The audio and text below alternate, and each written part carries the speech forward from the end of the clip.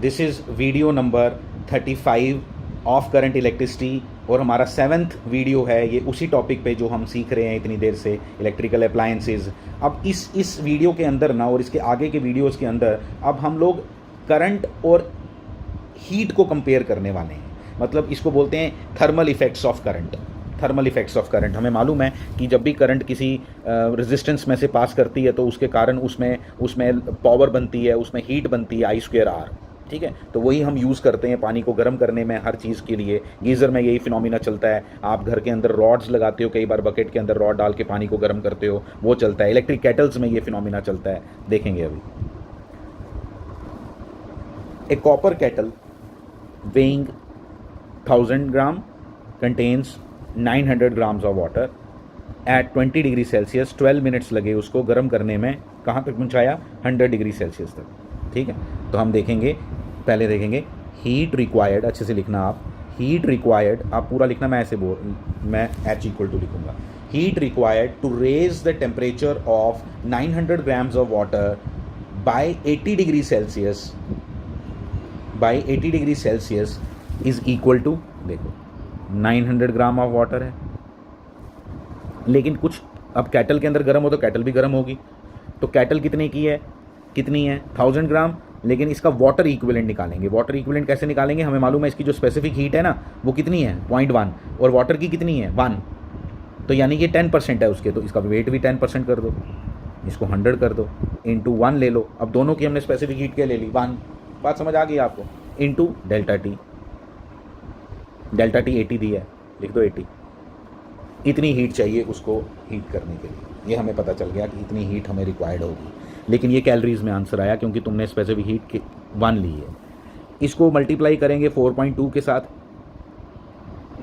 तो 4.2 into 80 into 1000 joules of heat चाहिए, equal to convert कर लेते हैं इसको 336,000 इतनी जूल्स चाहिए हीट अगर आप पानी को गर्म करना चाहते। अब ये आएगा कहाँ से?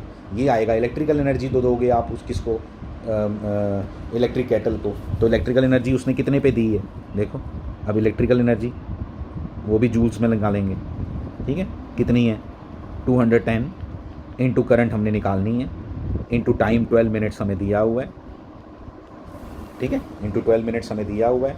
ठीक है, VIT पावर इंटू टाइम बोलो आप, VIT मत बोलो, पावर इंटू टाइम। तो पावर निकालने के लिए कई बार रेजिस्टेंस दिया हो तो I²R लगाते हैं, डिपेंडिंग अपॉन द सिचुएशन हम हैंडल करते हैं। तो ये कितना आ गया 210 into I into 20 into this. ये इतनी एनर्जी किसने बनाई? इलेक्ट्रिकल एनर्जी जो बनी। लेकिन वो कहता है कि जितनी ये एनर्जी बनाता है ना उसकी 10% वेस्ट भी हो जाती है। तो 10% वेस्ट हो जाती है तो 90% ही आपके काम आएगी। तो 90% मतलब 0.9 से मल्टीप्लाई कर दो इसको। ठीक है, तो ये इलेक्ट्रिकल एनर्जी जो यूजफुल इलेक्ट्रिकल एनर्जी, इसको बोलना यूजफुल इलेक्ट्रिकल एनर्जी। क्यों? जब 0.9 से मल्टीप्लाई कर दिया तो यूजफुल इलेक्ट्रिकल एनर्जी, और उसके 0.9 के बिना इलेक्ट्रिकल एनर्जी। यूजफुल कितनी? क्योंकि 10% वेस्ट हो जाती है, तो इसलिए ये आ गया। अब इन दोनों को इक्वेट करो तो you will get the result. I कितना आ गया? बस ये इसका क्वेश्चन है, अच्छे से कर लो इसको। Thank you. इसका अगला क्वेश्चन करते हैं अभी। ठीक है, इसका नेक्स्ट क्वेश्चन क्या है? ये a thin metallic wire of resistance this immersed in a calorie. ठीक है, calorimeter containing this gram of water at 10 degree Celsius and current of this is, बिल्कुल सेम क्वेश्चन है, हाफ एंड आवर, आधे घंटे के लिए किया। वाटर इक्विवेलेंट ऑफ क्लोरीमीटर इस बार आपको पहले से दिया हुआ 10।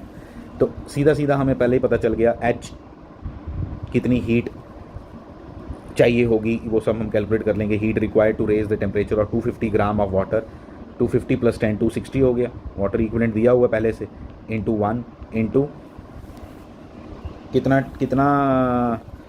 टेम्परेचर रेज किया, कितना टेम्परेचर, राइज इन टेम्परेचर हमने निकालना है। तो राइज इन टेम्परेचर निकालना है तो इसको आप डेल्टा टी अननोन रख लो। ठीक है, राइज इन टेम्परेचर अगर आपने निकालना है तो डेल्टा टी को अननोन रख दो। ठीक है, आ गया डेल्टा टी, फाइन।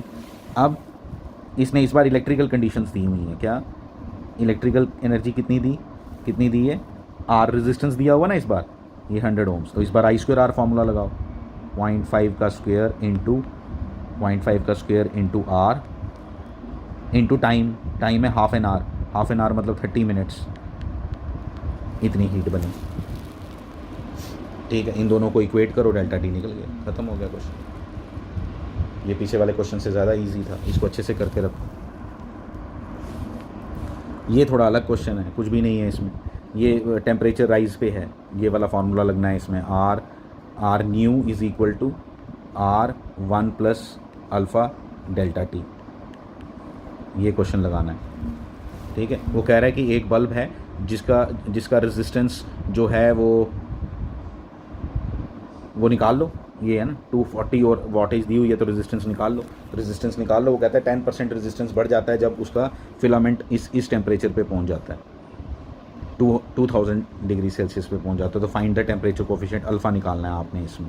हमने ये क्वेश्चन पहले भी किए हैं इस तरह के, ठीक है, जब हमने टेम्परेचर वाला पढ़ा था। कुछ नहीं, बल्ब का क्वेश्चन नहीं है ये बेसिकली क्वेश्चन उसी का है, सिर्फ बल्ब का रेजिस्टेंस आपको निकालना आना चाहिए। वो आपको सिखाया है मैंने कैसे निकालते हैं, V² करके आपका रेजिस्टेंस निकल जाएगा। 10 टाइम्स वो बढ़ रहा है, तो ये अगर आपको मालूम है 10 टाइम्स बढ़ रहा है तो आप सीधा इसको 10R भी लिख सकते हो, कोई प्रॉब्लम नहीं। 10R = R1 plus alpha delta T, तो सब निकल जाएगा, सब कुछ गिवन है आपको, इसको अच्छे से कर लो, आराम से हो जाएगा, कोई प्रॉब्लम नहीं। ठीक है, तो जितना टेम्परेचर इसका फिलामेंट का है 200, वो 200 या 2000 यहाँ डाल देना, आंसर आ जाएगा। Thank you.